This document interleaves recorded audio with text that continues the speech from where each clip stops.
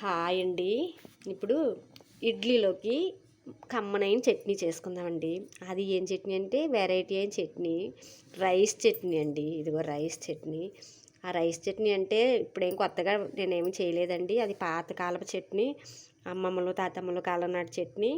అది కూడా మా నాయనమ్మ గారు చేసేవారు బాగానే. ఇప్పుడు మీకు చేసి చూపిస్తున్నాను. ఇవి చూడండి, ఇవి రైస్ అండి, కోటా రైస్ అండి. అవి కోటా రైస్ దొరకకపోతే సూపర్ జై అని అమ్ముతారు కదా, అది తెచ్చుకొని వేసుకోండి. మీరు చూడండి, ఇవి వేపితే ఎలాగొచ్చాయో, నువ్వుపప్పులా కదా వచ్చింది. సేమ్ అలాగే ఉంటుందండి. బ్రౌన్గా ఆయిల్ వేసి వేపుకుంటే చాలా నీట్గా వస్తుంది. ఫ్లేవర్ కూడా అంతే కమ్మగా ఉంటుందండి.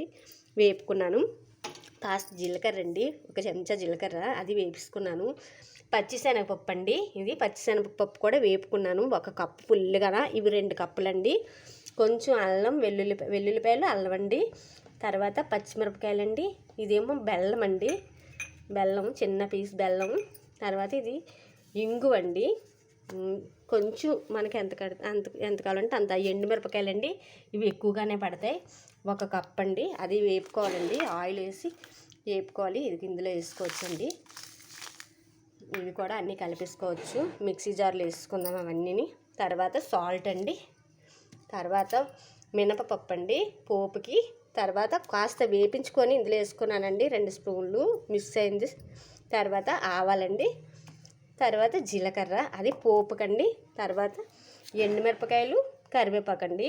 ఇది ఉసిరికాయ అంతా చింతపండు అండి. ఇవన్నీ కలిపి ఇవి ముందు మిక్సీ చేసుకోవాల్సిన పదార్థాలండి ఇవి. అవి పోపుకి. తర్వాత చింతపండు, ఇవన్నీ ఇలాగ మిక్సీ కొట్టుకుందామండి. ఈ తర్వాత పోపు పెట్టుకుందాం. ఇవి ఇలా మిక్సీ కొట్టుకోవాలండి. మిక్సీలో వేసుకుందాం.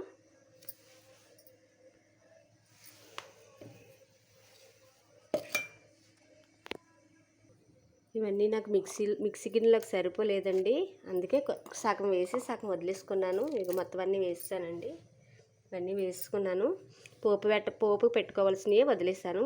కొంచెం సాల్ట్ వేసుకుందామండి. సాల్ట్ వేసి మిక్సీ కొట్టేసుకుందాం మెత్తగా.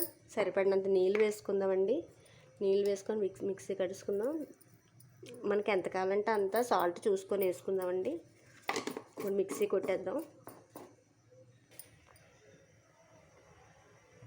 ఇప్పుడు పోపు వేసుకుందామండి చట్నీలోకి. ఇగో చట్నీ మిక్సీ కొట్టేసాను. చూడండి, చాలా బాగా వచ్చింది కదా. స్పైసీగా ఉంటుందండి, చాలా బాగుంటుంది. ట్రై చేయండి. పోపు వేసుకుందామండి. ఇప్పుడు కావలసిన ఆయిల్ వేసుకుందాం. ఇందాక నూనెలో వేపుకున్నాం కదండి, తక్కువ వేస్తే సరిపోతుంది. నూనె మరిగే వరకు ఆగుదాం. సాల్ట్ అది చూసుకోండి, నాకు సరిపోలేదు, నేను వేసుకున్నాను మళ్ళీని. మీరు ఎప్పుడైనా ఇది పచ్చడి చూసున్నా తినున్నా నాకు కామెంట్ చేయండి. మీరు చేసుకొని కూడా నాకు చెప్పండి ఎలాగుందని. బాగుంటుందండి, టేస్టీగా ఉంటుంది. వెరైటీగా ఉంది కదా ఈ పచ్చడి. ఇంకా ఆయిల్ మరగలేదు, నూనె మరిగిపోయింది కదా. ఇప్పుడు ఆవాలు వేసుకుందామండి. ఇవి సరిపోతాయి, ఎక్కువ అవసరం లేదు. చిట్పట్లాడాలండి. తర్వాత మినపగుళ్ళు, తర్వాత జీలకర్ర అండి. ఇందులో పెట్టుకున్నాం. వెల్లుల్లిపాయలండి, వెల్లుల్లిపాయలు కాస్త ఎక్కువైనా పడతాయి. ఎండుమిరపకాయలండి,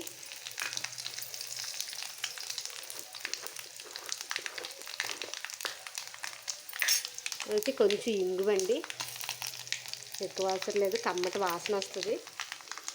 అయిపోయింది. కరివేపాకు వేసుకుందాం. కట్టేసుకుందామండి స్టవ్, లేదంటే మాడిపోతుంది.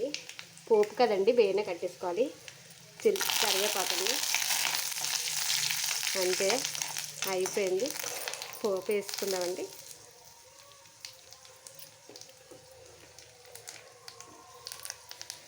కమ్మనైన చట్నీ రెడీ అండి.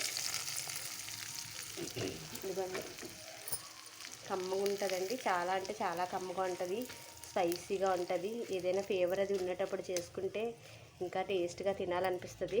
రైస్తో పచ్చడేటి అనుకుంటున్నారా? కానీ ఇది షుగర్ ఉన్న వాళ్ళు కూడా తినొచ్చండి. ఎందుకంటే బ్రౌన్ రైస్ చేస్తాం కదండి, బాగా వేపిస్తాం కదండి, దాని టేస్ట్ మారిపోద్ది, అందులో స్వీట్నెస్ కూడా పోతుందండి. అందువల్ల హ్యాపీగా తినొచ్చు చట్నీ ఎవరైనా. చూడండి, టేస్ట్ చేసి చూడండి. ఎలా ఉందో చెప్పండి. బాగుంది కదా. మీరు కావాలంటే వాటర్ వేసి కలుపుకోవచ్చు. నాకు గిన్నె సరిపోలేదు, అందుకే కొంచెం వాటర్ పడుతుంది కానీ వేయలేదు. బాయ్ అండి. ఎలాగుందో చూసి చెప్పండి. చేసుకొని టేస్ట్ చేసి నాకు చెప్పండి ప్లీజ్ అండి. బాయ్ అండి.